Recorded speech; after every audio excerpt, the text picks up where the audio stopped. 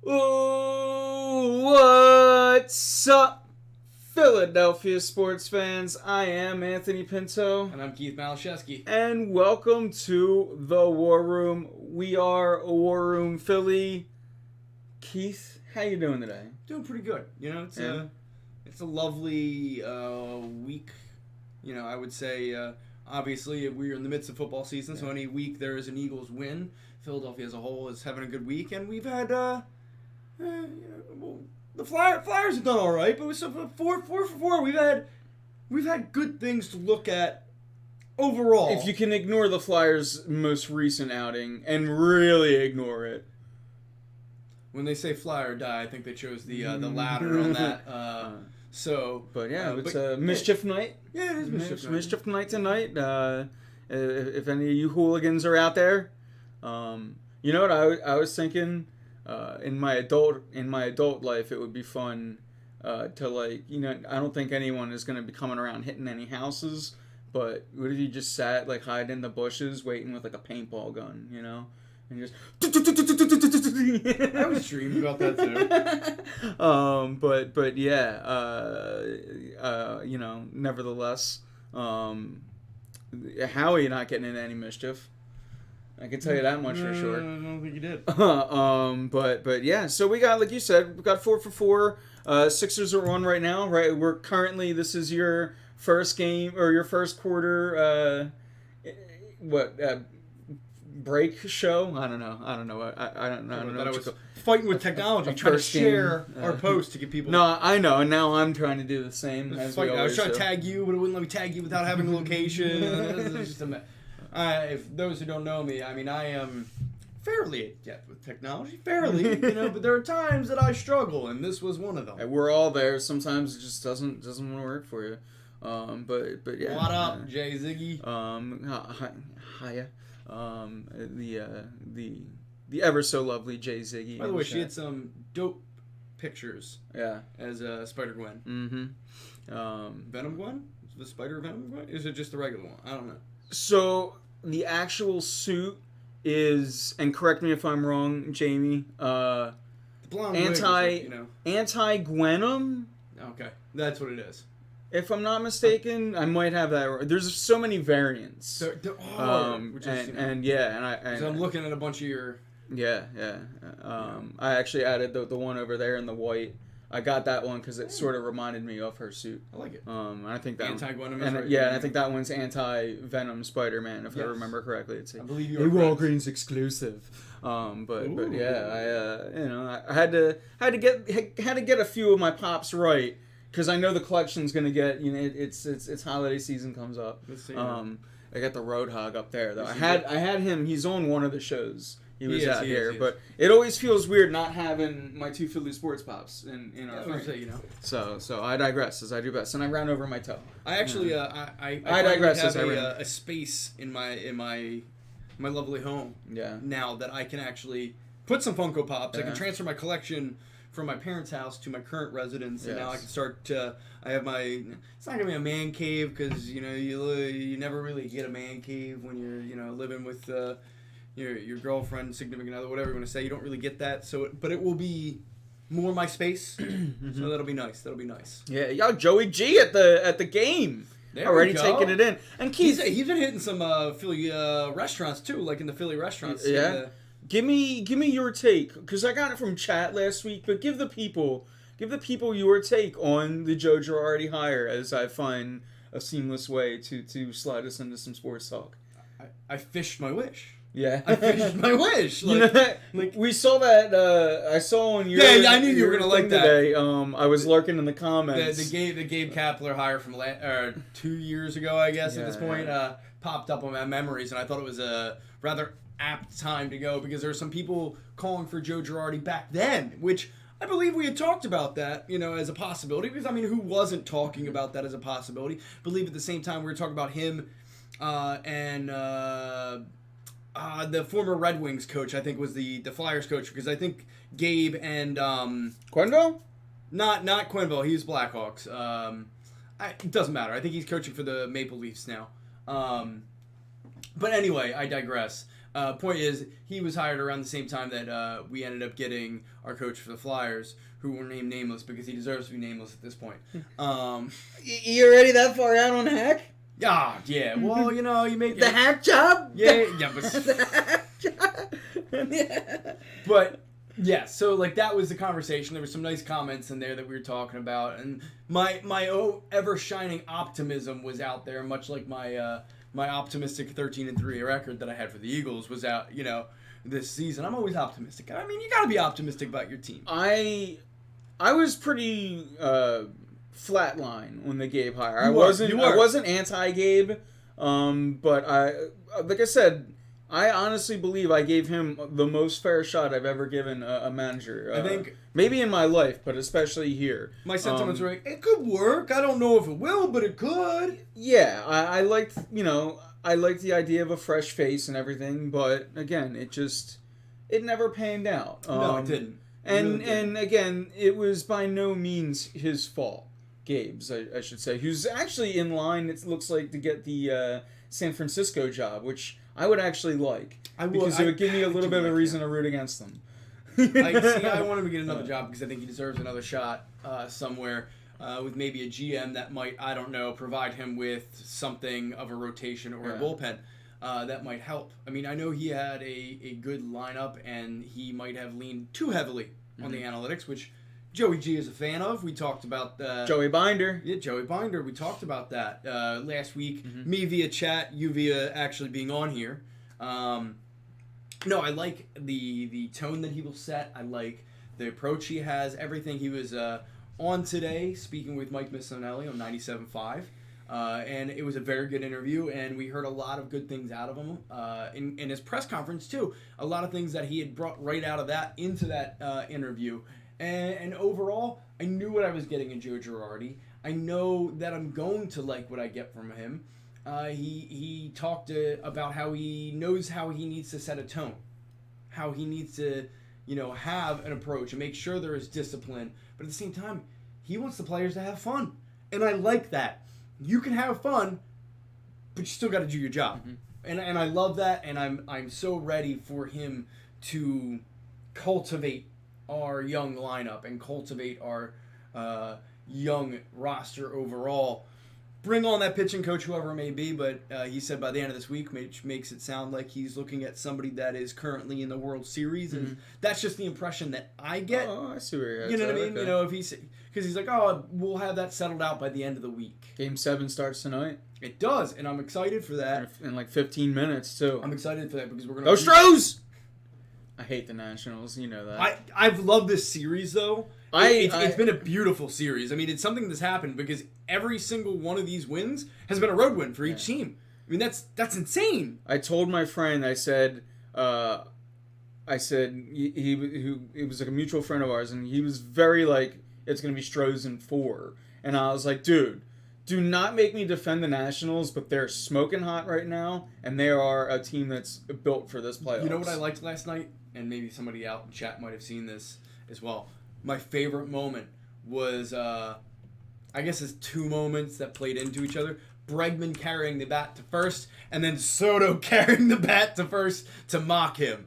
I absolutely loved it. I think that was, it's that competitive nature that you see there, and it's just, you've seen 2 very talented pitching staffs work very well, and 2 very talented lineups also have their way at different times. So you've seen both sides of it. So this series really has had everything, including umpire controversy, because it's the MLB, so the umpires got to insert themselves somewhere. Yeah, and I really hate the computer robot umpire argument. But I also really hate these umpires in baseball. But in baseball in general, like I'm a noted umpire arguer. Going back to my days, harassing the people that were volunteers. But yeah, in baseball in general, it seems like an ump has a weird they just really want to insert themselves into a game. They do. They feel like they need to be a part of the show, and no, no, you don't. You're supposed to be the best, highest graded umpires at this point, and to call something that nobody has called all year. In fact, I don't know that I could really tell you the last time that's ever been called. And you're going to go and randomly take it out in a deciding game in the World Series. Yeah, that's embarrassing. As a base runner, you're kind of taught to do exactly that and give yourself, and it's you want to give yourself an advantage. You want to kind of cut down the angle. I mean, I agree. By the letter of the law, that's how it's. But it's never called that way. Yeah, no, I agree. It was a terrible call. I'm not defending the call by any means. I know. So yeah. But yeah, tonight we're gonna have Game 7. Greinke Scherzer, gonna be a pretty good one. Greinke, remember all those days back, when things were bright and we were talking. I was really waiting for it. We had the Greinke rumors and now as soon as this game ends tonight, we should start up the Garrett Cole rumors. It's Philly, going to. Maybe a little bit of Rendon as well. Pick one from each. At a teammate of Bryce's. But I don't think you're gonna spend that much. I don't either. But as a fan, why not root for it, right? Nothing wrong with that. This is not by no means me, the analyst, going, "Oh, I think it's gonna happen." I do think Garrett Cole is a strong possibility. I don't really think Rendon will work. But yeah, I do think that. It would be fun, just like, remember this offseason, we were doing Bryce, we were doing, that was the whole one or the other, Machado, and it was like, hey, why not both? The day you signed Harper, you were like, Mike Trout. Well, yeah, absolutely, because, why wouldn't you want to add more? Seriously, the more talent you can add to a roster, the better. Yeah. And especially with a guy like Joe Girardi, who knows how to handle the biggest of names and most talent that he can on a roster. Yeah, I'm going to do that. Mm-hmm. And real quick, I realized I said at the top of the show I would announce this, but so there's like a little couple. Obviously, you got the War Room Philly logo, which is ours, but the other two, Donkey Konga Line, Extra Life. So, are you gonna? I should ask you. I'm not. Unfortunately, I can't make it swing and work. So we're gonna be doing a group of streamers and everything. We're gonna be doing an event starting Saturday at noon, ending Sunday at noon. A 24-hour marathon of Donkey Kong games, and we're gonna be raising money for. CHOP for Children's Hospital, which is awesome. And yeah, so they've already these group of guys have already through 5 years gotten to donate $40,000. That's amazing. To CHOP because of this thing. So I'm looking forward to getting into it tomorrow. Hopefully, getting it over the 50,000 mark. That'd be nice. Through the whole total. But yeah, we're gonna be playing all kinds of games. I'll be there for certainly for the start. But yeah, it's gonna be a lot of fun. I hope you guys, if you got any extra, Friday's payday maybe. If you're on that weekly game, Friday's payday. Maybe you got a little extra and you can just donate. And you can head on right now. The link is in chat. It's let me get it. It's the title of the show. Hold on, wait. DonkeyKongaLine.xyz. Sorry, guys. So that's the line for our VOD viewers. www.donkeykongaline.xyz. You head on to that, and then you'll get all the information. You'll be able to watch, donate, do the whole nine. All donations are hugely appreciated, and obviously go to, a great cause. A cause that you wish didn't, much like a lot of these, but wouldn't be needed. The words "children hospital" is just depressing, right? So it's actually a hospital that's helped my brother. Yes, it's helped my nephew, one of my nieces. Yeah. It's helped a lot of people near and dear. And I'm sure you and many other people have all had some kind of situation where it's been needed. So Oh, yeah, absolutely. You just wish it wasn't. It That's wasn't, exactly. You know, in an ideal world. Yeah. But I digress. So it's good that that's out there. So, but yeah, definitely. let's kick it in and let's actually do some sports talk now, Keith. We did, we tailed around. Not that we didn't. We did some the Joe baseball. Girardi. We did. But let's hop in on the more active things. Let's get into the crux of the show. Say, active? So then you're not talking about the Eagles. Yeah, exactly. How do you feel about what did or didn't happen at the trade deadline? All right. So I've kind of alluded to this for many weeks at this point, that this team needs more help than you could really trade for, right? You know, so when we made the move, the night before, on the mischief night for trade deadline, if you would, we ended up, taking a low-risk, high-reward type move and getting Girardi Avery, who was a linebacker in a 3-4 system for the Browns. He came here, who's going to be more of a 4-3 defensive end, high motor guy. Looked like he was something last year. Hasn't gotten any playing time this year with Greg Williams in his system, so we don't know what he is. Not really the fun move that was said to be going to be made by a lot of people that was going to happen out there. Here's how I feel.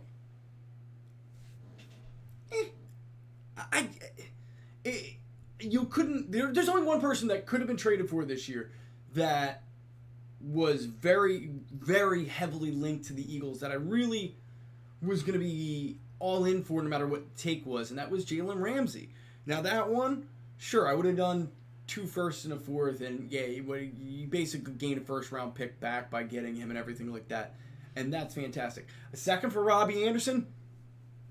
I don't know what Joe Douglas is smoking, but it's got to be good. Mm-hmm. I never thought they were going to be serious about Le'Veon Bell or Jamal Anderson or I think I just messed up his name, but I'm having a brain fart. No, you're right. Yeah. The Le'Veon Bell thing, you should have been able to smell that was fake, like right off the bat. If the Eagles wanted Le'Veon Bell, they would have signed him in the offseason. And then someone said to me, yeah, but what about cap room? And I was like, so wait, they've gained cap room since? And they were like, oh yeah, good point. And I was like, see, that's the thing. Like you guys gotta, every now and then, you should be able to smell that fake rumor. Exactly. The Odell Beckham Jr. stuff smelled less fake than that's only because the Browns are kind of in a weird position. Exactly, but again, that's still, you felt like it was a reach. You could smell that was fake too. There was a lot of fake stuff out there. Here's the thing: teams have been making moves now for the last 3 weeks. Yeah.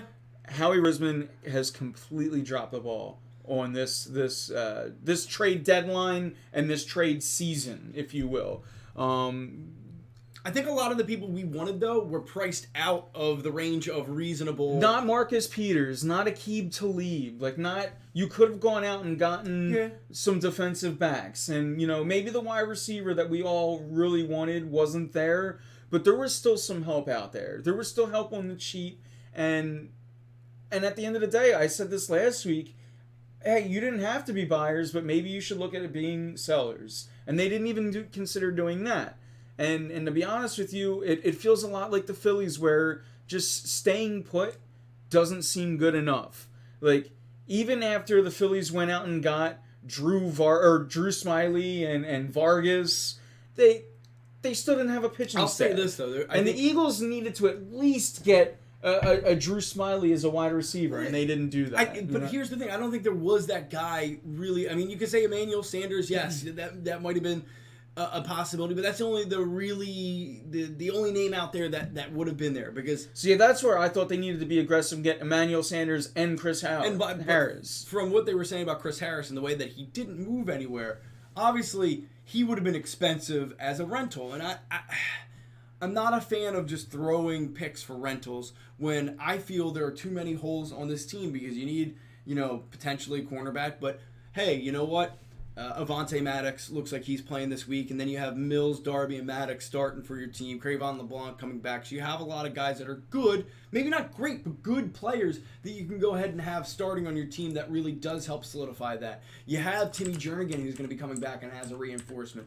Wide receiver is the only place at this point that I would say was your big need that maybe, just because you don't know how Deshaun Jackson is going to be when he comes back, which we said in our teaser for the show that he is rumored to be playing this week. He is 90%. His speed's back up. He's going to be dealing with a certain amount of injury the whole time, though. And how much can you depend on him this point forward? So maybe you need somebody just in case as that insurance policy, because even then, guess what? If he comes back, well, then you can push Aguilar further down. You can push, Mac Hollins out the door, at that point. So that's the only one that I'll say, you know what? Hey, you're right. I'll even say that beyond Jalen Ramsey at corner, I didn't really care. I really didn't at that point because I knew we weren't going to get somebody that was going to make that kind of an impact, and you're going to have to overpay because Darius Slay, again, was somebody that you're going to have to pay, a first plus to get from the Lions because they were just not really interested in moving him. But hey, if you want to overpay, we'll absolutely ship him out the door. Mm-hmm. Yeah, and again, I realize that certain moves didn't happen. But the Eagles needed to make one happen. And Howie Roseman, of all people, you sort of expect it from him at this point. Even Golden Tate last year. They're going to have a lot of picks.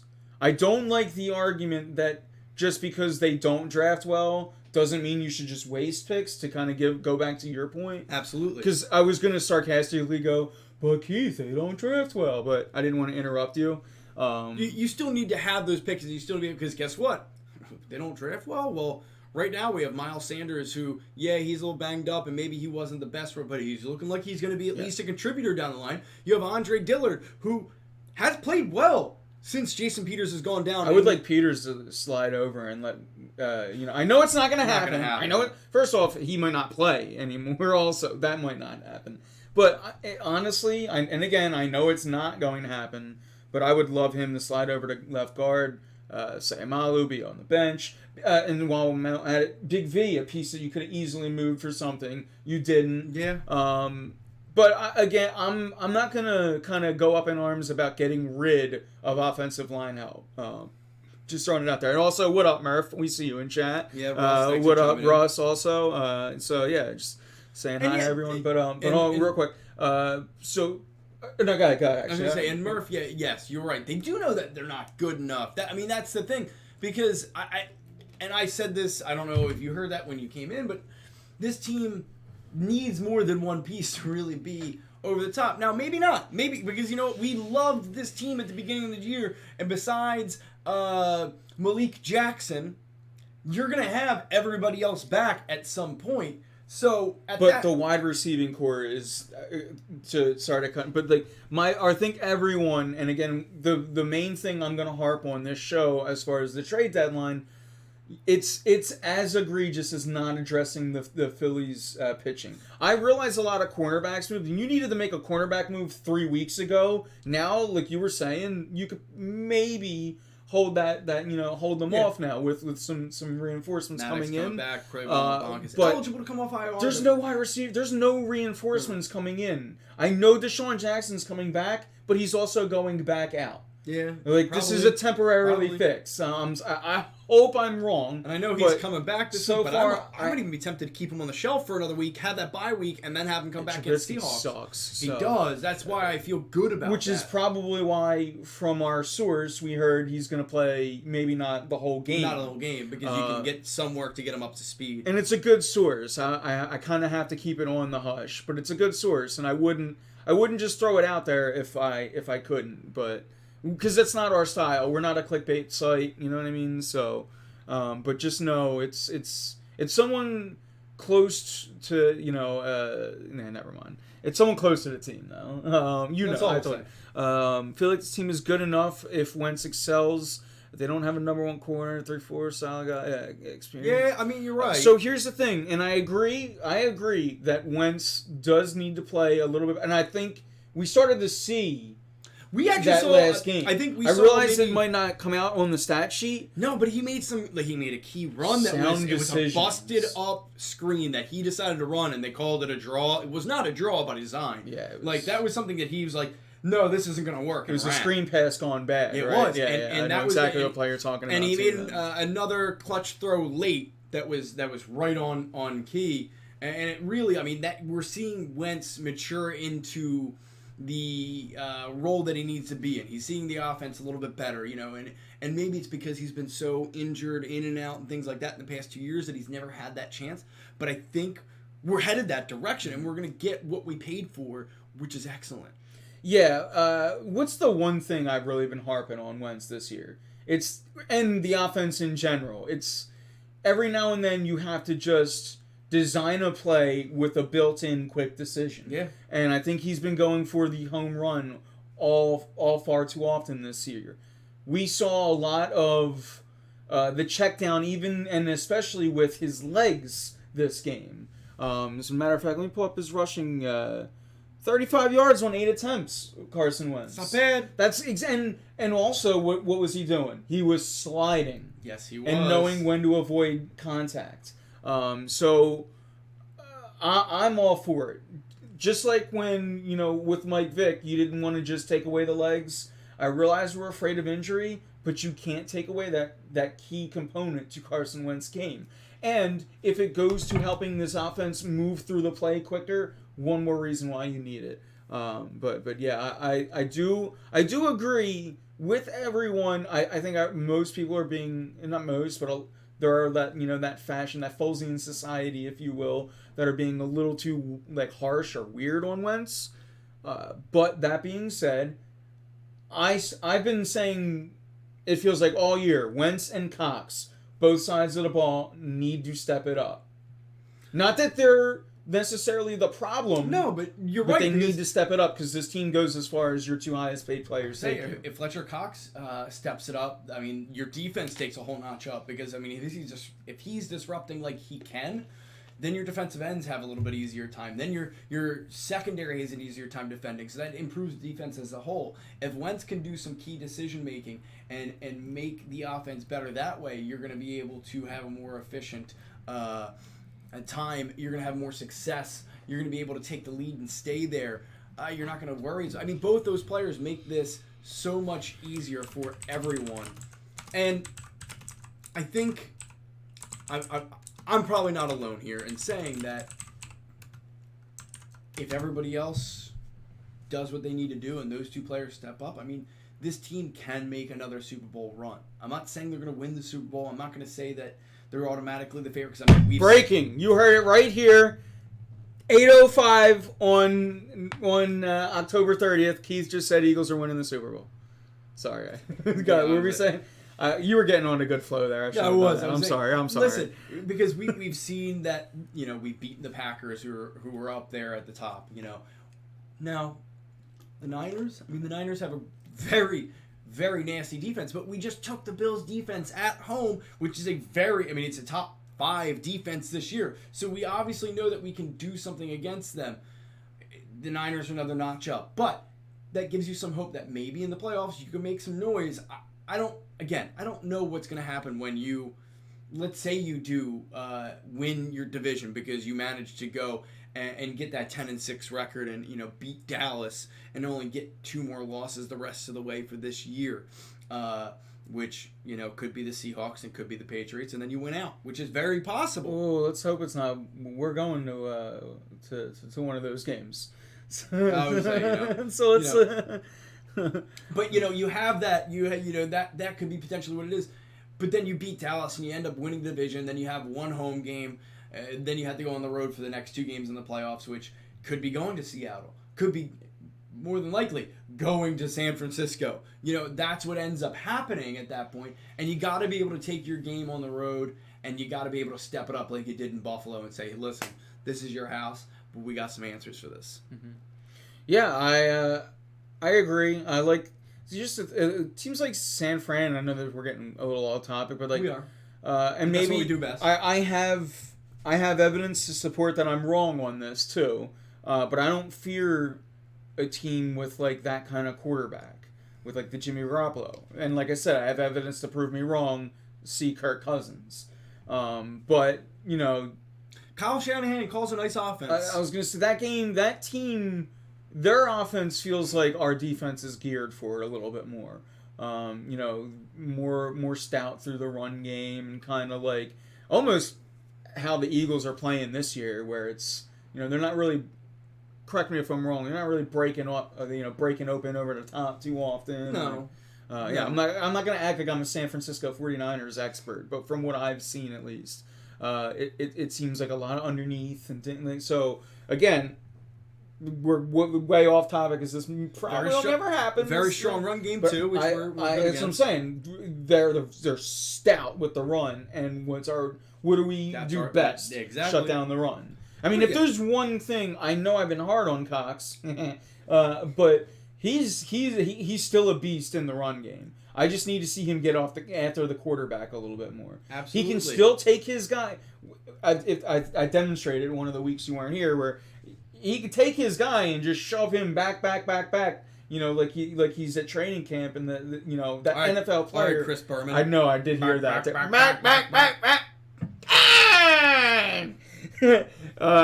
But you know, he would just move an NFL athlete as if they're, you know, the training dummy in training camp, but he's not going side to side yet, and he's not getting after the quarterback. But you know who has been recently, and someone who I've kind of called out, as I have almost every defensive lineman, but Brandon Graham. BG's been on top of it, man. He really has. He was a little banged up to begin the year. Yeah. And that might have contributed to it. And at this point, he's really starting to make an impact. Bomb player candidate from last week? You could say that, but I think that goes to Miles Sanders. Me too. That's just, you know. Me too. It goes to the running game. It does, because Jordan Howard had 96 yards.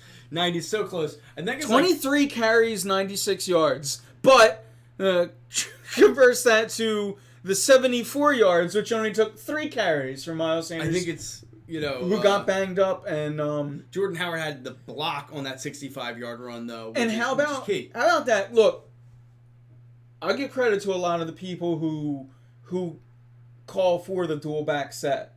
And I'm kind of a See, person. Russ is right there on it with me. Yeah, Howard sprung him on that run. Yeah. Yeah. I'm one of those people that I don't really think it works too much in this game. But if you get a creative coach and you do exactly what you did there, like Doug Peterson did, it was a really good play call, really good play design out of Peterson. And I do think that you can, you know, fit that in every now and then. It's not something that you want to hold your hat on, but you know. No, but it's cool because now, you know, as Sproles gets healthy, you've seen now that, you know, they see that Sanders can run and catch. You have both now. The ability to have, like they did, split Howard and Sanders in the back, have the 2 back set. You could do Sproles and Sanders, and then who do you cover? You know, they both kind of go out in the pass. You know, who's it? You know, so it makes things interesting. It adds some interesting looks that you can add in. Yes, Russ, less Aguilar. Russ,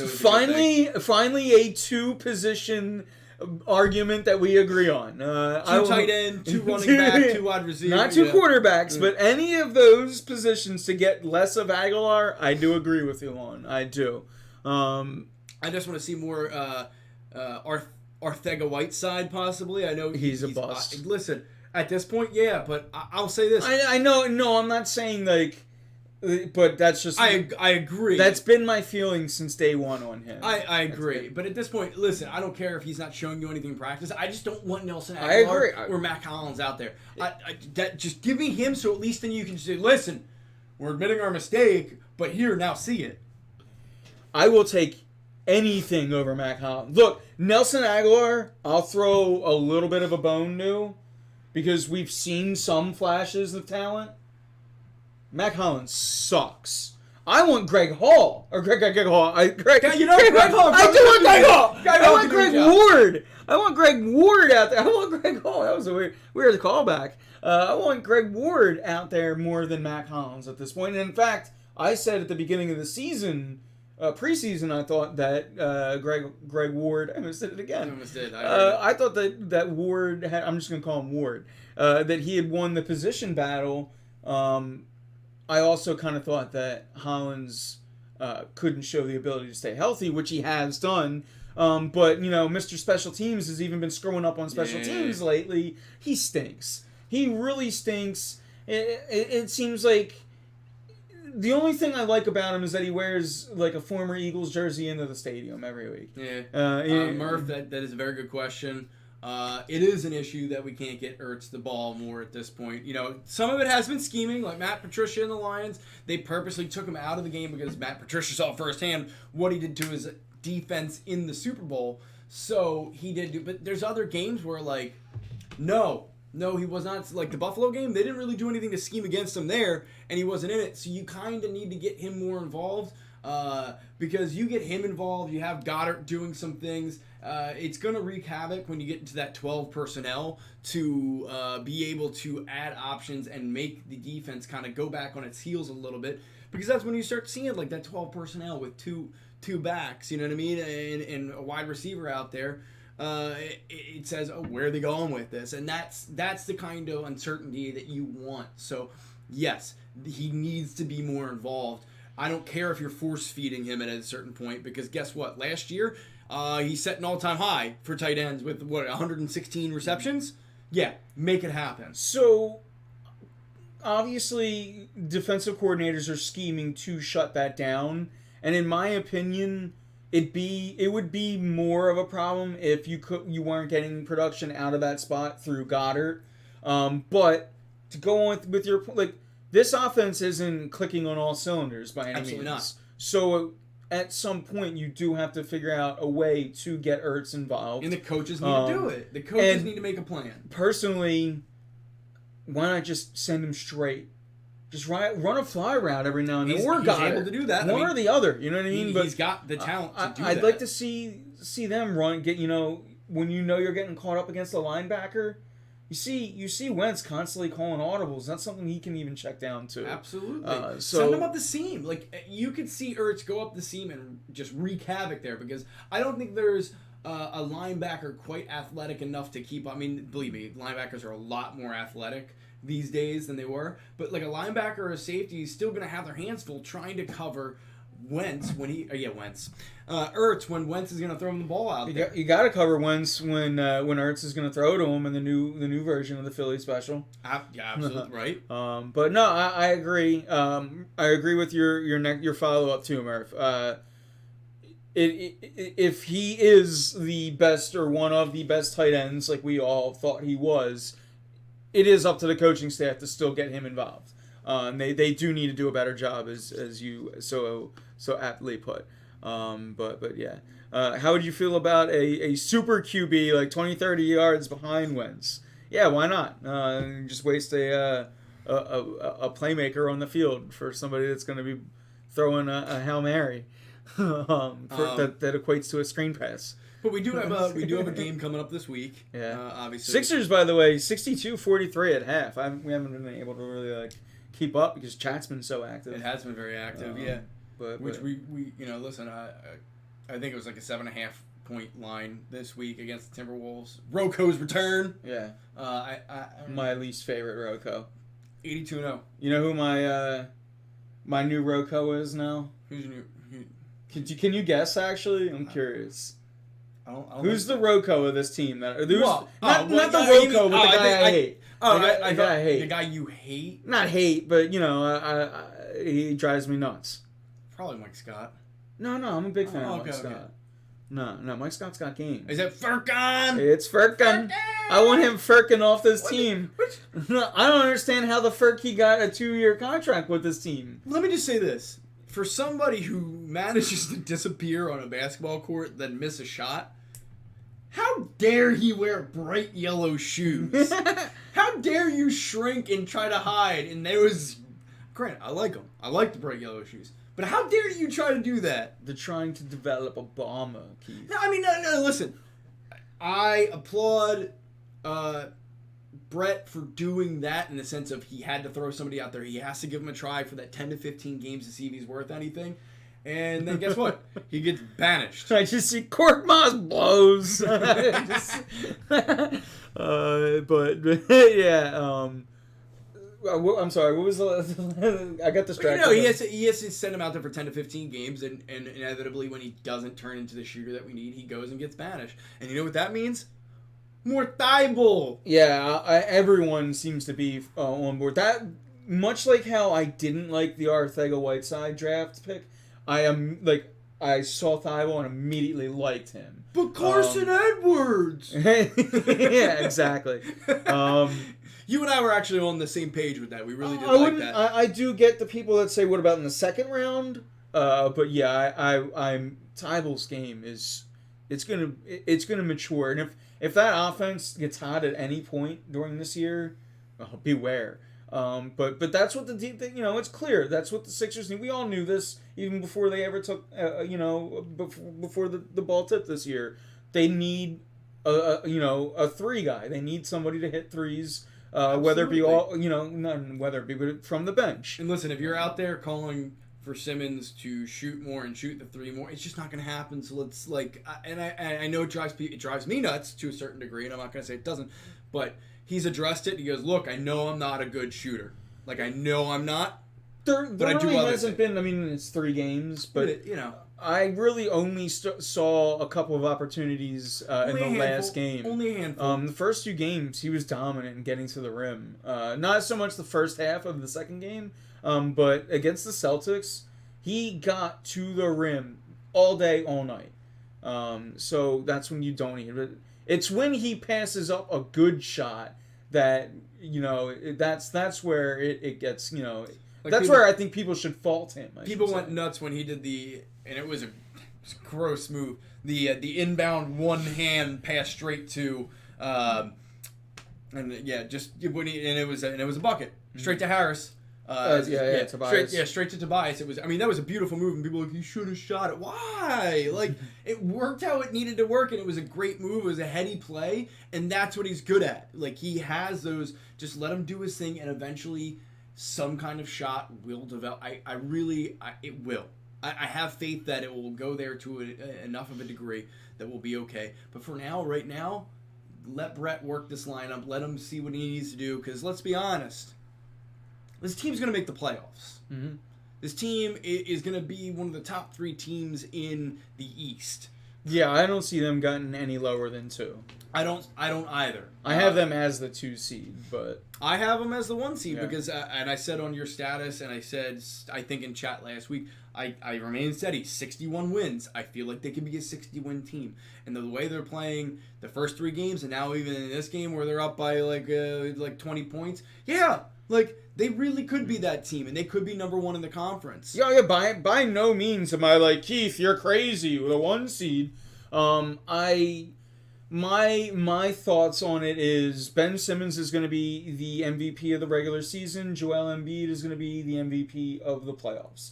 And between Horford and Embiid, I think that they'll both, kind of manage each other's load very well. But as far as... So, you'll have, game 2 of the season against the Pistons. You'll have that game where, Embiid sat. Totally fine with it, by the way. They still won, also, for the people that were freaking out. Typical Embiid. Yeah, he has a sore ankle. I'm like, dude, if Embiid has a broken, finger now, I want him to sit this year. I do not care about meaningless regular season games. Nope. Even if they are, this is more my point and why I think they'll be a 2 seed if... because of it, just because if these guys need any sort of rest, give it to them. Yeah. Kawhi Leonard it. Baby these guys and have them fresh because I want them ready for the playoffs. It's about results this year. It's not about anything else other than results. Which, speaking of results, how about that win against Atlanta? Against a team last year that gave them fits. Yeah. I was impressed by that coming back. Vince Carter's washed up. I'm just 42 years old. He's officially the oldest person to take any kind of court time. Yeah. By being on court during that game, which I think is pretty cool. No, yeah, I he missed that. He missed the if that buzzer beater would have went in, I would not be. I wouldn't have been able to call him washed up. But, yeah, I would not be saying it was cool either. Vince Carter needs to retire. No, it's crazy. But yeah, they did played really well against Atlanta. Trae Young couldn't really get going. See, guys like Trae Young, guys like Kemba Walker, Richardson's not having that this year. Nope. That's where those small guards aren't going to eat you alive. He's really athletic. He is shut down defense. It's gonna be amazing. Yeah. I'm just excited to watch this team. I mean, it's gonna be 4-0 after tonight. You know, another hot take from Keith. Let's say, so we're gonna see that happen. The Timberwolves will get their first loss of the season.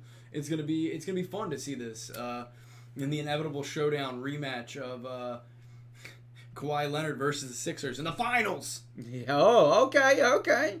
Listen, everybody says. I mean, it's a bust if we don't make it to the finals. Oh no, I agree. Listen, I'm gonna project all I want at this point. The reaction was to the West Coast call out as well. Just saying it. I mean, if you've watched the Clippers, and this is without Paul George. Yeah, they're pretty good. So they're only gonna get better too. They're pretty good. Yeah. I mean, listen, never count LeBron out, but. LeBron and AD, and you never know what's going to happen. But I'm going to take the Clippers. LeBron's washed up. He should have came here. So LeBron and Vince Carter both washed up. One of those statements is very true. Vince Carter, look, with all due respect, he's just out there to get more acclimates at this point, and just. He's already a Hall of Famer. Exactly. It's like he knows he can't do any harm to his status. So now he's just like, screw it, I'll just keep staying so I'm the longest this and the oldest that, and then, but hey, if there's a team willing to pay you, by all means, make that paper. Make that paper. It should be mandatory. He's got to be in the slam dunk competition this year. Dude, that'd be so cool. The oldest player in slam dunk competition. Mandatory that he goes into it this year, and they should just let him win by. Can he still dunk? Yeah, why not? Get Embiid to carry him. Whatever. It's part of his act. Get trampoline. Yeah, do something. Work his way into it. But yeah. Moving kind of towards this, I realize we've done our best to ignore the Eagles game this weekend. We have. Let's get into that a little bit. We talked birds, obviously focused around the trade deadline, but now we've also talked a little about how they. I definitely threw at least a little bit of shade at Mitch Trubisky once in this show, but now we can throw more. Well, that's the only throwing he's gonna do. So I could throw shade better than he could throw a football. I tell you that much. But yeah, he's kind of trash. Everyone, yeah, Matt Nagy's kind of stuck because they have similar offensive styles. Him and Doug Peterson. And he can't run what he wants to run with that quarterback. He just can't. And when your backup is Chase Daniel, but they got. Didn't we sublet Chase Daniel for one Nick Foles? We did. That's a good move out of Howie. It's a good move out of Howie. But yeah. So since I bashed him enough this week, But you have, talented running backs with Tariq Cohen and Montgomery. Yeah. Back there, they're very talented in that respect. Their best defensive player, in my mind, is still going to be a factor. Of course, you know who I'm referring to there, of course. Khalil Mack. Mm-hmm. He will be the Mack attack. He'll be, of course. But, of course, they have... the Mack sack on Wednesday. Yeah. Akeem Hicks, though, is going to be out, which makes things just a little bit harder for Khalil Mack. So there might be some easier venues to possibly run the ball again against this team. So let's keep this freight train running. Keep shoving Jordan Howard down their throat. Make them regret trading him. Make them regret trading him. And, little thunder and lightning, really soften him up and have Miles Sanders really do what he's been doing. Even get Boston Scott last week, who was awesome and then awful at the same time with that fumble, but the touchdown. So, listen, just keep pounding it, and then eventually you're going to be able to open up that running game with that RPO, with those play actions that you're going to be able to go and actually do something with.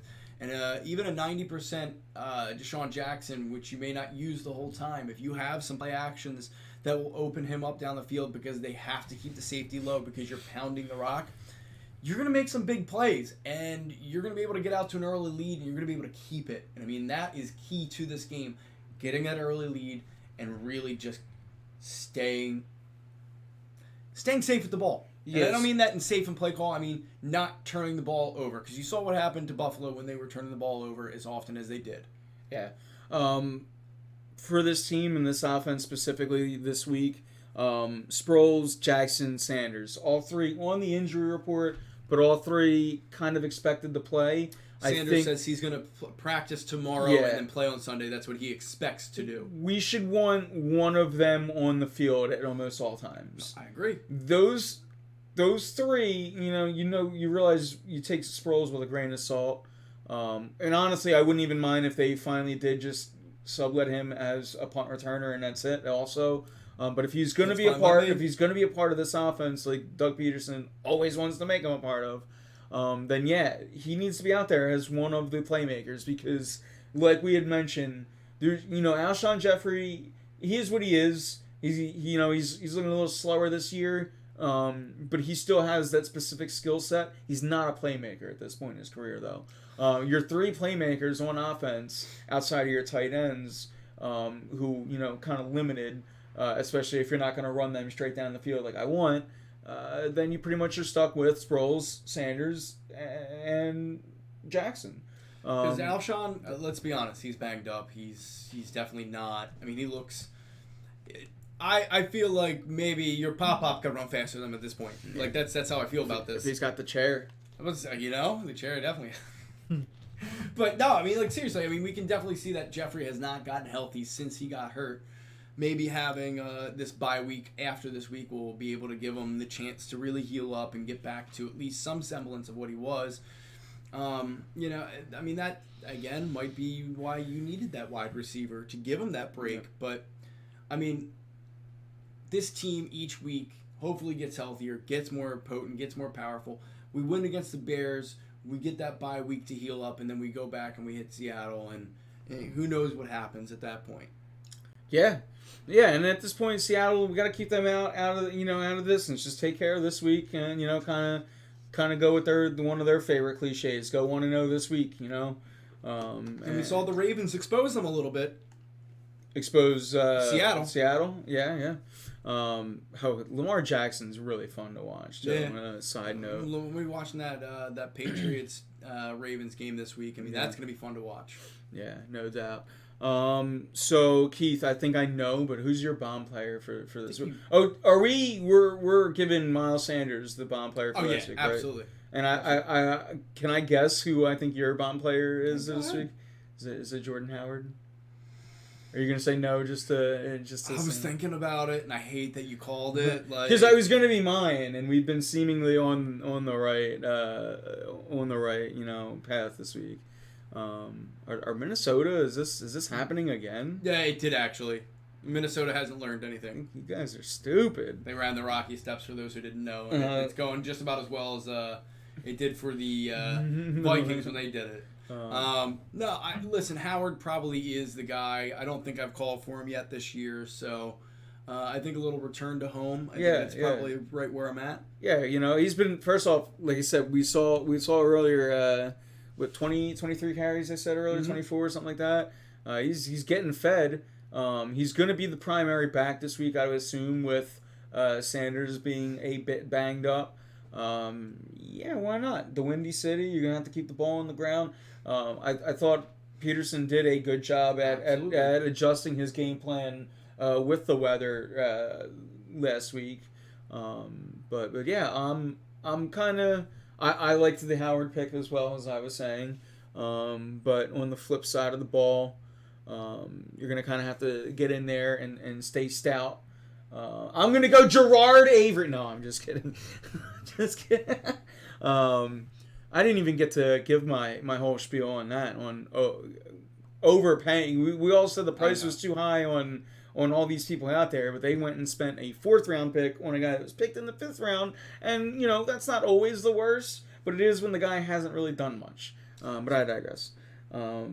But yeah, I'm gonna go to the side of the ball, and I'm gonna hope that I'm gonna take some of Murph's from chat, and he was talking about Ertz, and I'm gonna go with that. I'm gonna say Zach Ertz this week to kind of go with the offense, but on through the vertical side of things. So on the other side of I think I said the other side of the ball. That kind of led towards defense, but I meant kind of like the other side of the offense is what I meant to say. But yeah. What about should I set the field goal post? Is that too soon?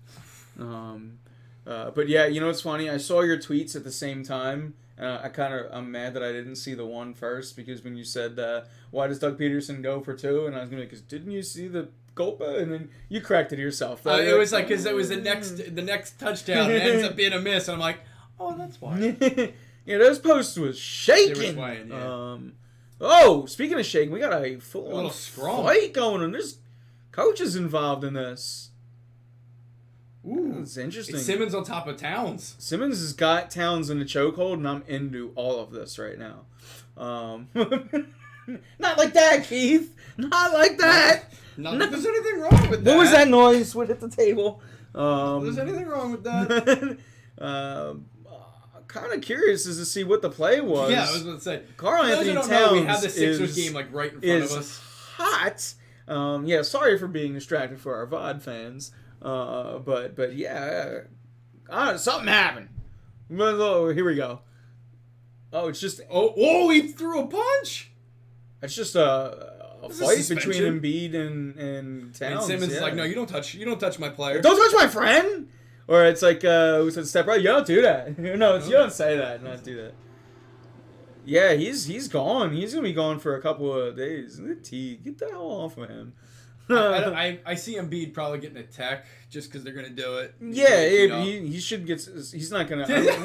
He's doing the punches for those who aren't watching this live. I want to see what does shake out of this, but yeah. See, that's why you don't go on the Rocky steps. But yeah, no, he straight up threw a haymaker there. I mean, missed, but it's interesting. Keith, any final thoughts? Let's go watch this game now. We are getting to that point in the show, so if you guys do have something you want to talk about, it's the final thoughts section. Get your bomb players in chat. And then what about Sixers? Any who's the bomb player of the first first 3 games? Not counting tonight. Who would be your? It's got to be Embiid.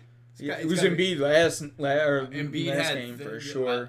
I mean, in 22 minutes, I think in the first game, I think he still had like 30, didn't he? I'm racking my brain, and it's been night 1 was Simmons, night 2 was. It's been a different person. Everyone, it's been everyone outside of Simmons. Yeah, Horford was kind of offensively cold, and then Tobias came out in the second half really hot in night 2, and then night 3, that was the Joel Embiid show. And obviously tonight we haven't been keeping as close of attention. Embiid's got blood on his knuckle, for one way or another. I don't know if it's just a cut on his hand or if that's someone else's, but confirmed blood on the knuckle. Sources have confirmed. Those sources are my eyes. So we can tell you that source. That source we can tell you. But yeah. So obviously we got a lot. Can I say that the MVP so far for the Sixers is Brett Brown? Can I say that? Sure, you can say it. See, to me, and I'm glad, there hasn't been an MVP yet. It's been every night. It's been someone else, which is that's good. I guess goes to Brett Brown, because I guess Elton. Elton Brand. But yeah, whatever you want to say, you could pick somebody on the Sixers, and you're right. Yeah, every night, and that's kind of how we want it too. That's what you want to be able to see. Is I still see Embiid ready for it. But yeah, you want to be able to now again, what they obviously all need, we all know they need, I should say, is they're going to need that point scorer off the bench. Thibault, I'm hoping it will more progress into that role. 6th man of the year. But even outside of that, I still think one more just shooter off the bench. You got kind of, you got the 3 power forwards between Scott, O'Quinn, and Ennis. So you just need that shooter. But yeah, I trust that it'll come. My kind of final thought is, as I mentioned earlier in the show, we can obviously, if you guys have any more comments or anything too. But I'm just again, locked in on it. The website is www.donkeykongaline.xyz. It's right there in the title as well. donkeykongaline.xyz. You can see the little thing, the little logo to the right of the screen. Everything this week, Sunday or Saturday at noon, Sunday to noon, 24 hours straight marathon. You can watch right there at that link. It'll take you right to it. You'll be able to donate. Everything's going towards CHOP. Everything. So yeah, again, 40,000 already in 5 years doing this event, and we want to break that 50,000 tomorrow, or Saturday, I should say. So yeah, just if you guys can tune into that, and if you can, please donate. And yeah, support all the streamers too. Give them follows, and if you're watching the event. But yeah, it's gonna be fun. Donkey Kong games for 24 hours straight. We got the arcade. We got all of them. There's gonna be speed runs. It's gonna be cool. So yeah. I'm looking forward to it. I'm looking forward to being a part of it. But yeah, any final thoughts, Keith? Anything in sports you want to talk about? Go Stros. Got the World Series tonight. Yeah. Go Stros. Matter of fact, where are we at with that? Let's check in real quick, and then we can get out of here. Get into so we can watch it. True. 1-0 Stros. Yes. But yes. So with that, chat, thank you guys all. Can't wait to support Donkey Kong Line. Thank you, Jay-Z. But go Stros, go Sixers. Yes, exactly. Thank you guys all for tuning in, chat. You were wonderful as always, beautiful as always. Thank you guys all for tuning in, both live and on demand. So with that, I'm Anthony Pinto. And I'm Keith Malcheski. And we are out of here.